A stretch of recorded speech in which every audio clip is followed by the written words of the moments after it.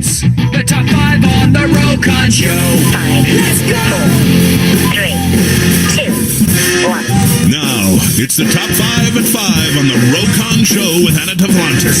Sponsored by the Hip and Knee Center, where they help you feel new again. Ready? Yes. Get on with it!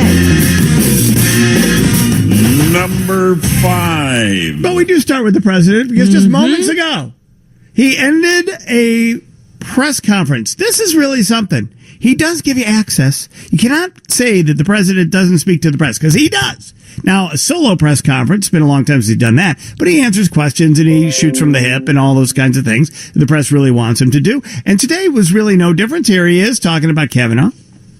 Well, the FBI told us they've investigated Judge Kavanaugh 6 times, 5 times, many times over the years. They know him very well. But here there was nothing to investigate from at least one standpoint. They didn't know the location. They didn't know the time. They didn't know the year. They didn't know anything. And it's like, where do you go? Also, it's not for the FBI. If you look at what Joe Biden said, he said they don't do this. And he said it very clearly.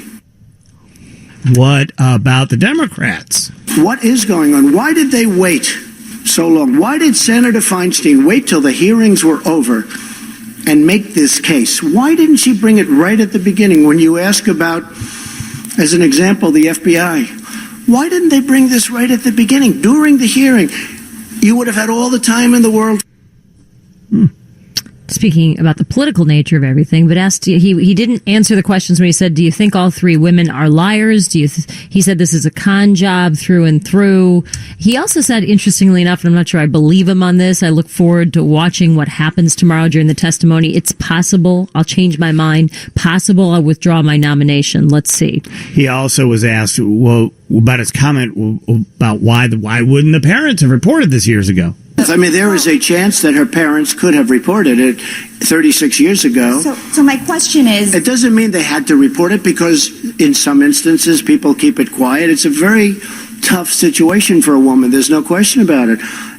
And in some cases they do report it. Frankly, had they reported it, it would have been pretty amazing, wouldn't it? But I guess they didn't, and that's okay. I'm not saying they had to report it, because it's a very personal thing. It's a very big problem. There's no question about it.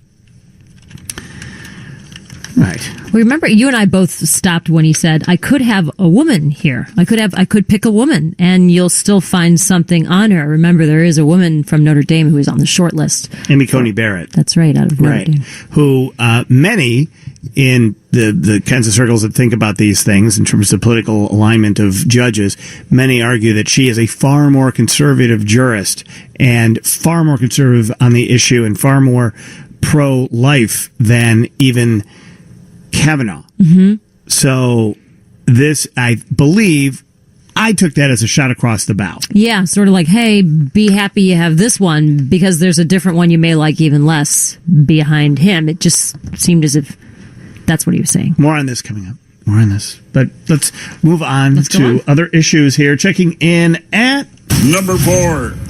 Jeff Flake, senator from Arizona, outgoing senator, made a powerful speech on the floor of the Senate today after that third accuser's come forward. This is the one that Avenatti's got, that claims that Brett Kavanaugh participated in what she describes as gang rapes while in high school. That sent shockwaves through this nomination process, and it rallied both sides of the aisle against what they're calling a toxic atmosphere. And so these witnesses who will testify in a very important hearing tomorrow, these unwitting combatants in an undeclared war, these people are not props for us to make our political points, nor are they to be demolished like Anita Hill, as was said on conservative media the other night. Nor is one of them a proven sex criminal, as has been circulating on the left side of the internet. Yeah, I thought it was a well-taken speech. He was trying to speak about the fact that there is vicious politics going on here on all sides, and it's an ugly process we've created, but remember that these are human beings at the center of this, both Kavanaugh and the women. Right. Yeah. But this becomes the circus of Washington. Absolutely. All right. We'll get to your 3, your 2, and your 1 after Judy Pollack's news at the bottom of the hour, right around this corner.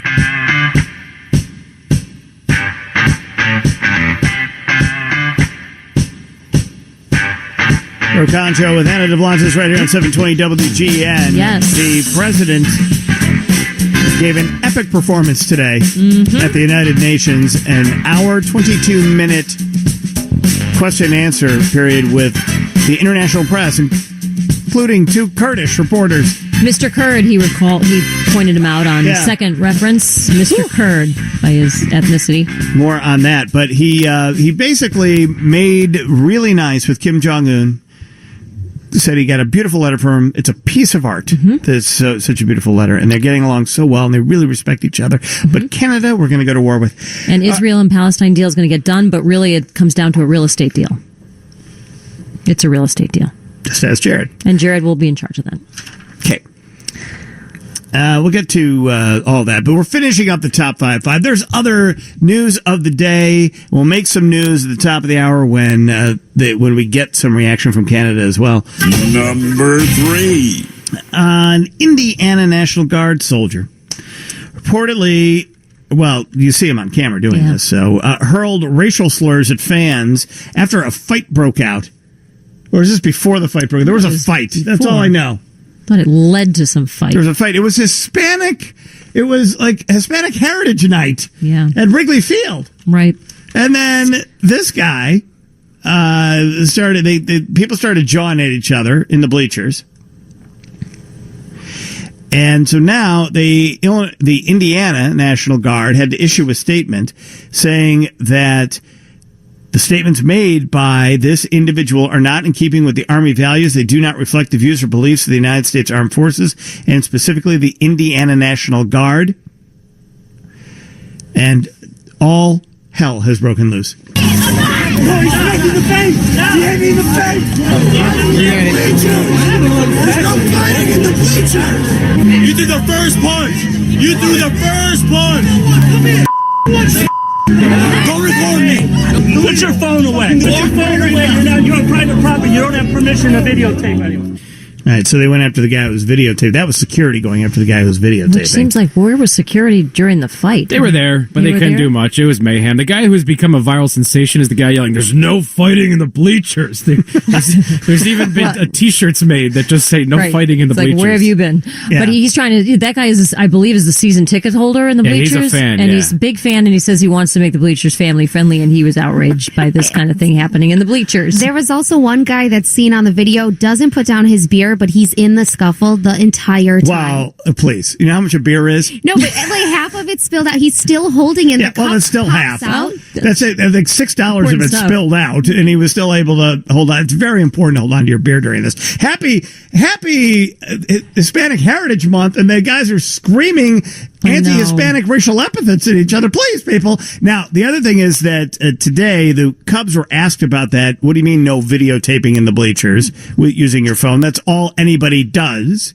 And the Cubs spokesman said, we'll talk to security about that. That's not accurate. Because we all use their phones, right, at the Cubs game? No, but you take your phone out, and then you're sort of playing into the guy's hand, the one who spewed the racist comments when he said, don't record this. You're not recording this, are you? Yeah. They just didn't want bad publicity. Right. Well, the security guy shouldn't be doing that, because now the security guy has become a viral mess. True. Right? Because, I mean, it's tough. I get it. Security guy's got to do his job, but his job is not that. He can't stop the videotaping of it. It's going to get out. We need the videotaping. How else are we going to catch the rat running around the bleachers last night at the Cubs game? Yeah, I mean, there's so many things that are going on out there. And okay, nobody can take pictures or do a video at a baseball game. Okay, let's see how far that goes. That's all I do at baseball games. Right, because you don't know anything else. I need you guys to tell me when to cheer. Yeah, how many selfies did we take last Friday? Strike 5. Great time. Yeah, I'm glad you had a good time. All right, checking in at Number 2. NFL great Joe Theismann, not a fan of the new controversial roughing the passer rule. Nobody is. I don't even understand it. They were calling roughing the passer on guys who are missing the quarterback. Right? It's like I don't understand what's going on. I'm with Joe Theismann on this. Now, this comes from a guy who knows a little something about roughing the passer. Right. Joe Theismann endured the most gruesome injury of a quarterback in the history of football. If you watched it, if you know what, if you want to see it, I've never seen it. Okay. Here's what I suggest. If you have not seen it, do not go. Don't go see it? And then see you know it. I will for sure. I'm going to do it right now. Okay. Have you eaten? Yeah. Do you have, do you quite a have bit stomach today. I had contents? Italian for lunch. Oh, good. Would you watch it in the other room? Is it Roughing the Passer? How would you find it? No, it's not roughing the passer. His leg just happens to go in 12 different directions. Joe Theismann injury. Just Joe Theismann video. Oh, leg. Yeah. Close up? Yeah. Close up. Oh, God. Oh, they do a close up version. Yeah. All right. I'd have Do you fun with wanna- that. Yeah, just go ahead. Just Is it enjoy worse than what we saw here with the Bears? You know what? Let's. No, she's curious. Let her find out for herself. Go ahead. Just take a look at it. Okay. All right. You seeing it? Give me a minute here. Okay. So you have to watch like a 4-minute ad. No, the ad's over. Now he's got the ball. All right, have fun. Okay, Yeah. there he goes. Yeah.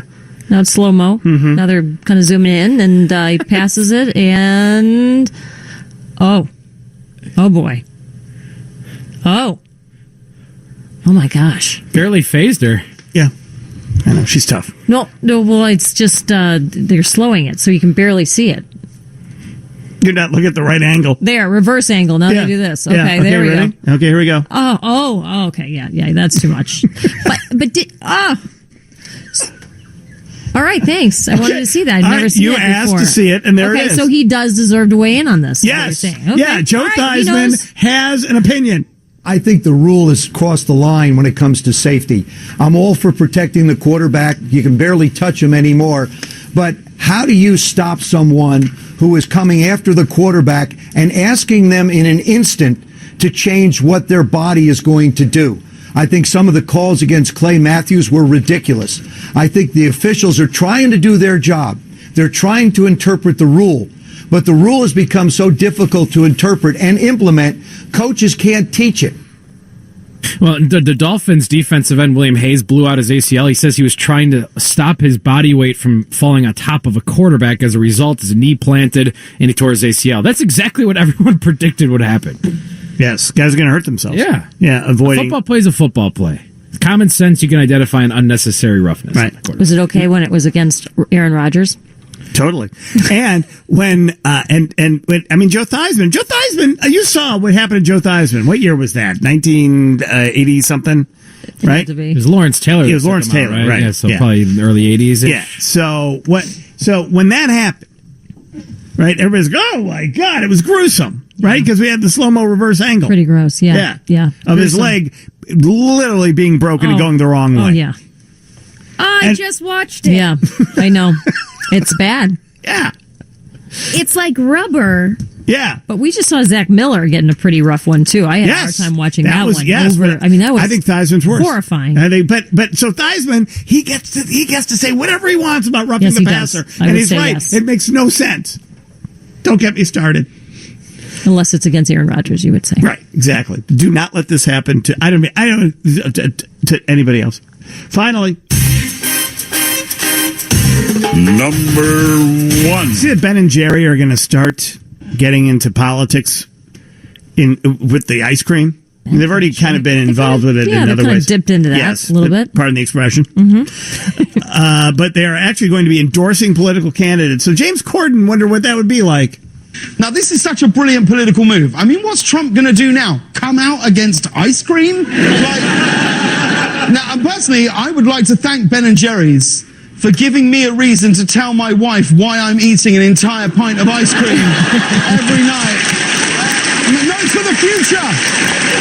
We have to leave our children a better world. That's all this is. Okay. Lauren Underwood in Illinois, registered nurse with hands-on experience in America's healthcare industry. She's going to be one of the flavors.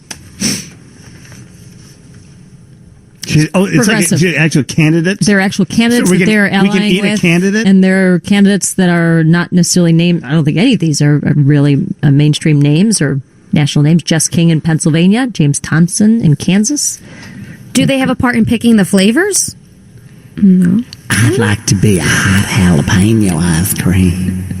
With a little queso. Just a little bit. I like a bit cheese. A little sweet and a little heat. Like, yes. Did you like the crunchy ice cream or no? Oh, no. It feels like shards in my mouth. Would you like to wait I till... like everything smooth and soft and swallowy in my mouth. Would you like to leave it out of the freezer for a little while so it gets drippy? Yeah, so it's kind of drippy and kind of gets all over my chin. You don't even need a spoon. No, you just gotta just suck it on down. What? I don't know. Ice cream soup action. Yeah, that's kind of what Ted Cruz is going for. I don't think they're going to go with Ted Cruz. I'm going to guess that Ben and Jerry are not going with Ted Cruz. Well, he already had a Bernie Sanders one they created in 2016. Bernie Sanders. He had his ice cream flavor. Yeah, we didn't do it. Special progressive flavor. Yeah, I'm totally over this now. You know, Nike stock's going up. I don't get the idea that Ben and Jerry are going to help themselves with this. I mean, I got to eat. You know, wearing something's one thing, eating it is another. I don't want to be thinking about politics when I'm eating. Oh, it's the best. All right, let's. Let's close this up. No, we're done. No, done. The top 5 at 5.